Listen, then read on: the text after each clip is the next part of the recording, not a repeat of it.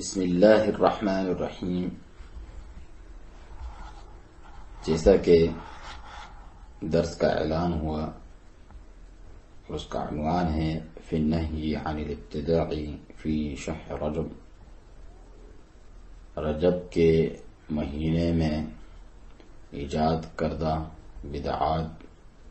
کی ممانعت، اور یہ ایک خطبہ جمعہ ہے فضیلۃ الشیخ صالح الفوزان حفظ اللہ کا۔ آپ شروع کرتے ہیں اللہ تعالیٰ کی تعریف سے کہ تمام تعریفیں اللہ تعالیٰ کے لیے ہیں، جس نے ہمیں حکم دیا اپنے رسول کی اتباع کا اور ان کے طریقے پر چلنے کا، اور ہمیں اتباع کا حکم دیا ہے اور ابتداع یعنی بدعت سے منع فرمایا ہے۔ اللہ سبحانہ وتعالی کا فرمان ہے اتبعوا ما انزل الیکم من ربکم ولا تتبعوا من دونه اولیاء، پیروی کرو سب اس کی جو تمہاری طرف تمہارے رب کی طرف سے نازل ہوا، اور نہ کرو پیروی اس کے علاوہ دیگر اولیاء کی۔ اور میں گواہی دیتا ہوں کہ اللہ تعالیٰ کے سوا کوئی معبود حقیقی نہیں، جو اعمال میں سے نہیں قبول کرتا مگر صرف وہی جو اس نے مشروع قرار دیے ہیں، اور جو خالصتاً اس کے چہرے کے لیے ہوں۔ اور گواہی دیتا ہوں کہ بے شک محمد صلی اللہ علیہ وسلم اس کے بندے رسول ہیں، جنہوں نے بدعات سے ڈرایا اور منع کیا، یہ فرماتے ہوئے وَإِيَّاكُمْ وَمُحْدَثَاتِ الْأُمُورِ فَإِنَّ كُلَّ بِدْعَةٍ ضَلَالَةٍ، اور تم دین میں نئے نئے کاموں سے بچو، کیونکہ بلا شبہ ہر بدعت، ہر نیا کام گمراہی ہے۔ صلی اللہ علیہ وعلی آلہ وصحابہ۔ اللہ تعالیٰ کے بے شمار درود و سلام ہوں آپ پر، آپ کے اصحاب، آپ کی آل پر، اور جو کوئی بھی آپ کی سنت سے تمسک اختیار کرتا ہے اور دین میں نئی بات ایجاد نہیں کرتا جو اس میں سے نہیں، اور ان سب پر اللہ سبحانہ تعالیٰ کے بے شمار سلام ہوں۔ اما بعد، اے مسلمانوں، اللہ تعالیٰ سے ڈرو اور یہ جان لو اچھی طرح سے کہ بے شک بدعات و محدثات، دین میں نئی باتیں ایجاد کرنا، ہر مصیبت کی اور فتنے کی جڑ ہے، اور یقیناً شیطان سب سے زیادہ اسی بات کی حرص کرتا ہے کہ اللہ تعالیٰ کا جو صحیح دین ہے اس سے لوگوں کو روکے۔ چنانچہ اگر وہ دیکھتا ہے کہ دین کی جانب کوئی میلان، کوئی رغبت ہی نہیں ہے، تو وہ ان کو ابھارتا ہے اور ان کے لیے مزین اور خوبصورت کر دکھاتا ہے گناہوں کو، شہوات کو، اور ان کے لیے شبہات کے دروازے کھول دیتا ہے۔ اگر وہ دیکھتا ہے کہ دین کی محبت پائی جاتی ہے ان کے پاس، تو پھر دوسری طرح سے آتا ہے، یعنی ان پر بدعات کے اور دین میں اضافے کرنے کے دروازے کھول دیتا ہے، جس سے انہیں بگاڑ میں مبتلا کرتا ہے۔ تو اس پر ہمیں متنبہ ہونا چاہیے اور چوکنا ہو جانا چاہیے، اچھی طرح سے سمجھ لینا چاہیے، اور یہ جان لیں کہ یقیناً جو شریعت ہے کامل ہو کر ہمارے پاس آئی ہیں، جس میں کسی کمی بیشی کا متحمل نہیں ہے، کوئی گنجائش نہیں ہے اس میں کمی اور زیادتی کی، کیونکہ یقیناً اللہ سبحانہ تعالیٰ نے فرمایا الیوم اکملت لکم دینکم، آج کے دن میں نے تمہارے لیے تمہارا دین مکمل کر دیا ہے۔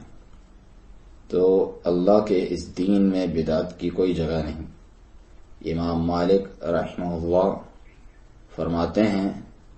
کہ من ابتدع فی الاسلام بدعۃ یراها حسنہ، جس نے اسلام میں کوئی بدعت ایجاد کی اور اسے وہ اچھی چیز سمجھتا ہے، فقد زعم ان محمدا صلی اللہ علیہ وسلم خان الرسالہ،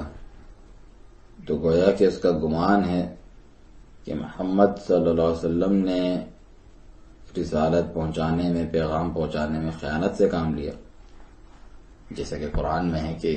اگر آپ نے وَإِلَّمْ تَفْعَلْ فَمَا بَلَّغْتَ رِسَالَتَهُ، اے نبی جو کچھ نازل ہوا ہے اللہ کی طرف سے وہ لوگوں تک پہنچا دو، اگر آپ نے ایسا نہیں کیا تو رسالت کا حق ادا نہیں کیا۔ تو آگے امام مالک فرماتے ہیں لِأَنَّ اللَّهَ يَقُولُ، کیونکہ اللہ تعالیٰ فرماتا ہے الْيَوْمَ أَكْمَلْتُ لَكُمْ دِينَكُمْ، آج کے دن میں نے تمہارے لیے تمہارا دین مکمل کر دیا۔ فَمَا لَمْ يَكُنْ يَوْمَئِذٍ دِينًا فَلَا يَكُونُ الْيَوْمَ دِينًا، جو اس وقت دین نہیں تھا تو وہ آج بھی دین نہیں ہو سکتا، کیونکہ جو بدعتی ہوتا ہے وہ اللہ تعالی کی مخالفت کرنے والا ہے،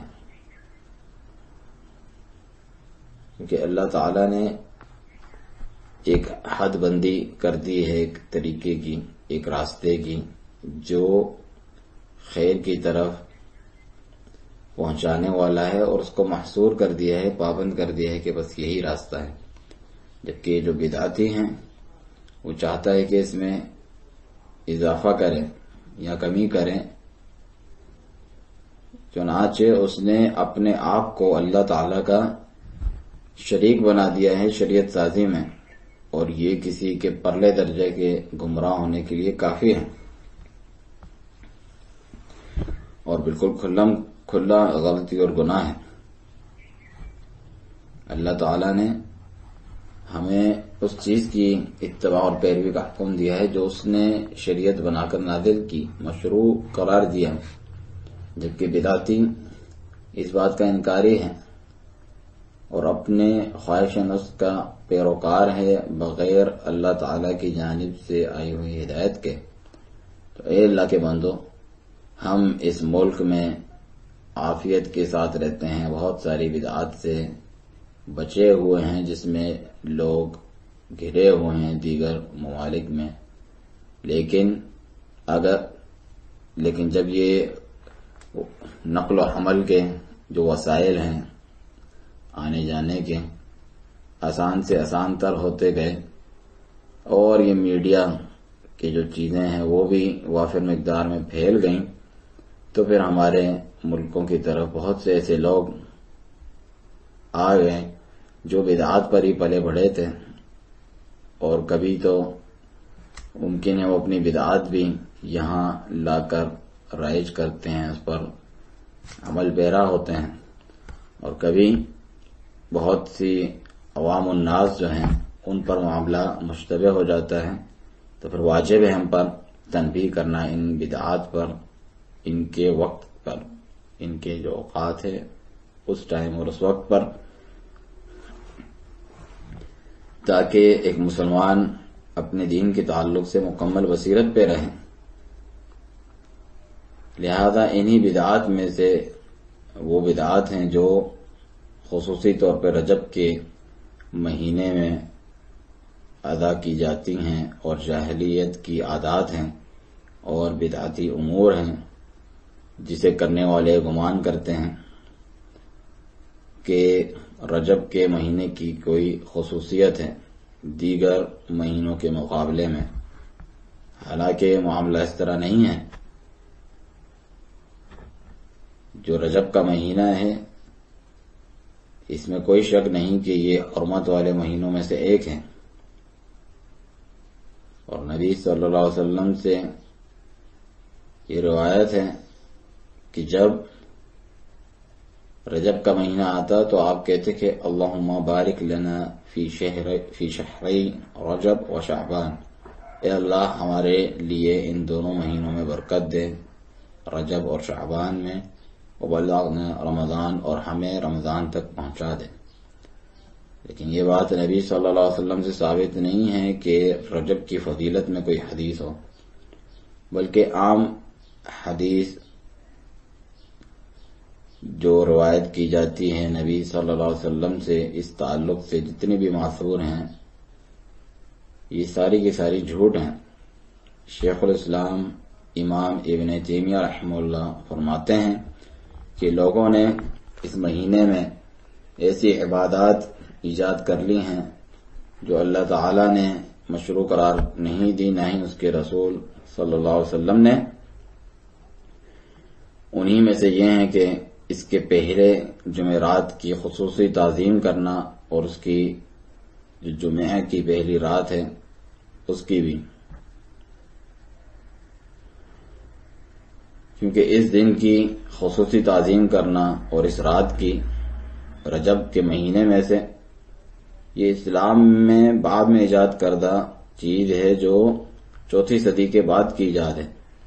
اور اس تعلق سے جو حدیث مروی ہیں وہ جھوٹ ہے۔ علماء کرام کا اس بارے میں اتفاق ہے، لہذا اس دن کی تعظیم کرنا جائز نہیں ہے، کیونکہ یہ دیگر دنوں کی طرح ایک دن ہے۔ حافظ ابن رجب رحمہ اللہ فرماتے ہیں کہ جو خصوصی نماز پڑھی جاتی ہے رجب کے مہینے میں، جسے وہ صلاۃ الرغائب کا نام دیتے ہیں، اور احادیث اس بارے میں جتنی بھی مروی ہیں اس کی فضیلت کے بارے میں، صلاۃ الرغائب کے جو رجب کے پہلے جمعے کی رات کو پڑھی جاتی ہیں، وہ سب کے سب جھوٹ ہیں اور باطل ہیں، صحیح نہیں ہیں۔ چنانچہ یہ نماز بدعت ہے جمہور علماء کرام کے نزدیک، اور فرماتے ہیں کہ جہاں تک روزے کا تعلق ہے تو رجب کے مہینے میں خصوصی روزوں کی فضیلت کے تعلق سے کوئی بھی چیز نبی صلی اللہ علیہ وسلم سے یا آپ کے صحابہ سے ثابت نہیں ہے۔ عمر رضی اللہ عنہ سے یہ روایت ہے کہ آپ لوگوں کے ہاتھوں پہ مارا کرتے تھے جو رجب میں روزے رکھتے، یہاں تک کہ پکڑ کے انہیں زبردستی کھانے پہ رکھتے اور کہتے کہ رجب کیا ہے؟ رجب کا جو مہینہ ہے اس کی تعظیم اہل جاہلیت کرتے تھے،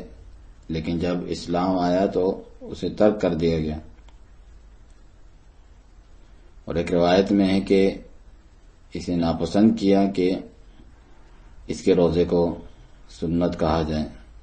جبکہ جہاں تک عمرے کا تعلق ہے لوگ خصوصی طور پہ رجب میں عمرہ بھی کرتے ہیں، تو اس تعلق سے بھی رسول اللہ صلی اللہ علیہ وسلم سے کچھ ثابت نہیں کہ آپ نے رجب میں عمرہ کیا ہو، اور نہ ہی رجب کے مہینے میں عمرہ کرنے کی کوئی خاص فضیلت ہے دیگر مہینوں کے مقابلے میں، جس طرح سے بعض لوگ سمجھتے ہیں۔ اور ان منکر بدعات میں سے جو اس مہینے میں کی جاتی ہیں وہ شب معراج منانا ہے، الاسراء والمعراج کو منانا ہے اس مہینے کی 27ویں تاریخ کی رات کو، جس میں وہ اس رات کو مناتے ہیں اور انواع و اقسام کی عبادات اس میں ادا کرتے ہیں جس کی اللہ تعالی نے کوئی دلیل نازل نہیں کی، چنانچہ وہ اس رات کو مخصوص کر لیتے ہیں بعد اذکار اور دعاؤں اور نمازوں کے ساتھ، جبکہ اس رات کو خصوصی قرار دینا جو شب معراج ہیں مختلف پہلوؤں سے یہ غلط ہے۔ پہلی بات کہ یہ جو اسراء اور معراج کا واقعہ ہے، اس بارے میں کوئی ایسی دلیل موجود نہیں جو اس رات کا تعین کرے کہ یہ کس رات کو واقع ہوا، نہ ہی اس مہینے کی جس میں یہ واقع ہوا۔ علماء کرام اس کے زمانے کے متعلق اختلاف کرتے ہیں، چنانچہ اس رات کو متعین قرار دینا دیگر راتوں میں سے، خصوصی طور پہ رجب میں یا اس کے علاوہ کسی مہینے میں کہ یہ شب معراج ہیں، یہ ایسا تعین کرنا ہے، ایسی تخصیص کرنا ہے جس کی کوئی دلیل نہیں۔ دوسری بات، اگر یہ ثابت ہو بھی جائے اس رات کا تعین کہ جس میں اسراء و معراج کا واقع ہوا، پھر بھی ہمارے لیے جائز نہیں ہے کہ ہم اس رات کو کسی بھی چیز کے ساتھ، عبادت کے ساتھ مخصوص کر لیں جو اللہ تعالیٰ نے اور نہ ہی اس کے رسول صلی اللہ علیہ وسلم نے مشروع قرار دی ہیں، کیونکہ اس بارے میں کوئی چیز وارد نہیں ہے کہ رسول اللہ صلی اللہ علیہ وسلم اس رات کو مناتے ہوں یا عبادات میں سے کسی چیز کے ساتھ اسے مخصوص کرتے ہوں، اور نہ ہی آپ کے خلفائے راشدین جو آپ کے بعد آئے، اور نہ ہی دیگر صحابہ کرام رضی اللہ عنہم انہوں نے ایسا کیا، اور نہ ہی ان کی اچھے طور پہ اتباع کرنے والے تابعین نے ایسا کیا، تو پھر کسی کے لیے جائز نہیں ہے ان کے بعد کہ وہ اسلام میں ایسی چیز ایجاد کرے جو انہوں نے نہیں کی۔ تیسری بات، اس رات کو اور یہ جو شب معراج مناتے ہیں، اس میں بہت سے منکر امور، بہت سے غلط کام اور منکر امور بھی ادا کیے جاتے ہیں، جیسا کہ کتاب الابداع فی مطار الابتداء کے مصنف کہتے ہیں کہ لوگوں نے نئے فن فریب اس میں ایجاد کر رکھے ہیں۔ اس رات کو یہ اس قسم کی منکرات لے کر آتے ہیں اور اس میں ایسی چیزیں ایجاد کرتے ہیں، انواع اقسام کی بدعات، جس کی بہت ساری مثالیں ہیں، جیسا کہ مسجد میں اجتماع کرنا اور دیے جلانا، روشنی اور چراغاں کرنا مسجد میں اور اس کے میناروں پہ، اور اس میں اسراف کرنا۔ آگے چل کے فرماتے ہیں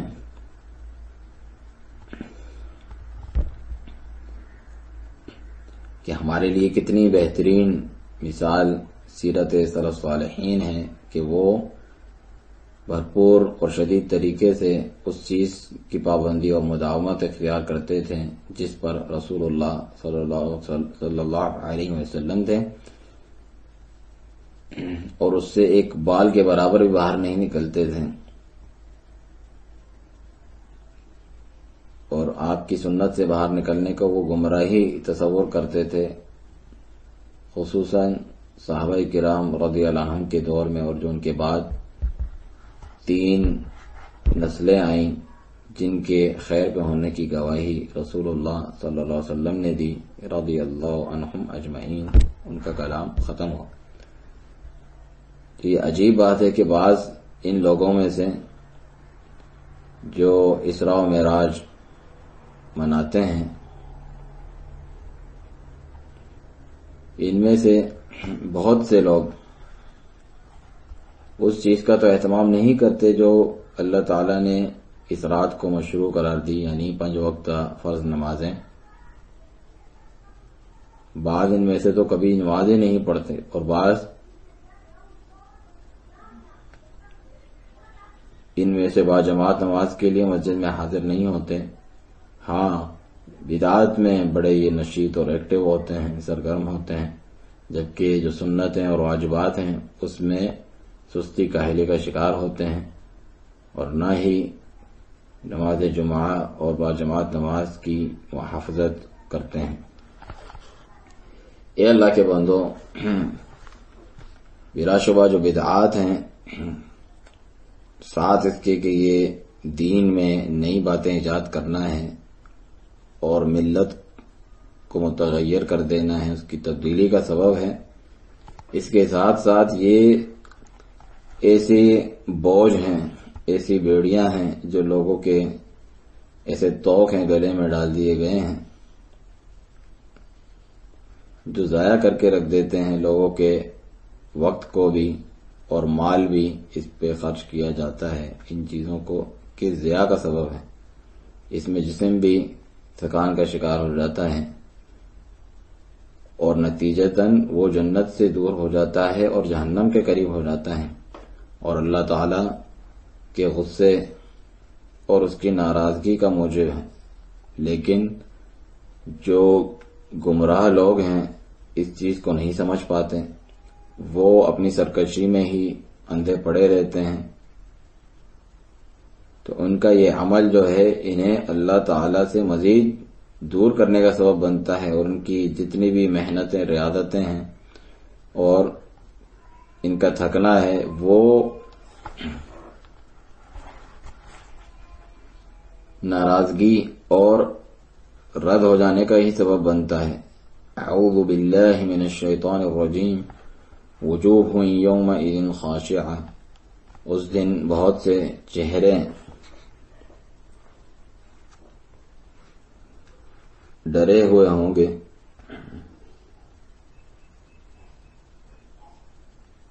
ذلیل ہوں گے، اس دن بہت سے چہرے ذلیل ہوں گے۔ عاملۃ ناصبہ، عمل کر کر کے تھک جانے والے ہوں گے، مشقتوں سے گزر کے۔ تصلی نارا حامیہ، اور وہ سخت گرم آگ میں جھونک دیے جائیں گے۔ تسقی من عین آنیہ، وجوہ یومئذ خاشعہ، اس دن بہت سے چہرے ذلیل ہوں گے۔ عاملۃ ناصبہ، سخت محنت کر کے تھکے ماندے۔ تصلی نارا حامیہ، جو دہکتی آگ میں جھونک دیے جائیں گے۔ تسقی من عین آنیہ، جو کھولتے ہوئے چشمے سے پئیں گے۔ لیس لہم طعام الا من ضریع، ان کے لیے کھانا نہیں ہوگا سوائے خاردار جھاڑی کے۔ لا یسمن ولا یغنی من جوع، جو نہ موٹا کرے گی اور نہ ہی بھوک سے کوئی کفایت کرے گی، فائدہ دے گی۔ بارک اللہ لی ولکم فی القرآن العظیم، اس کے ساتھ ہی شیخ کا یہ خطبہ جمعہ ختم ہوا۔ اللہ سبحانہ تعالیٰ سے دعا ہے کہ اپنی تمام عبادات میں سنت کی پیروی کرنے اور ہر قسم کی بدعات سے بچنے کی توفیق دیں۔ وسبحانک اللہم وبحمدک، اشہد ان لا الہ الا انت، استغفرک واتوب الیک۔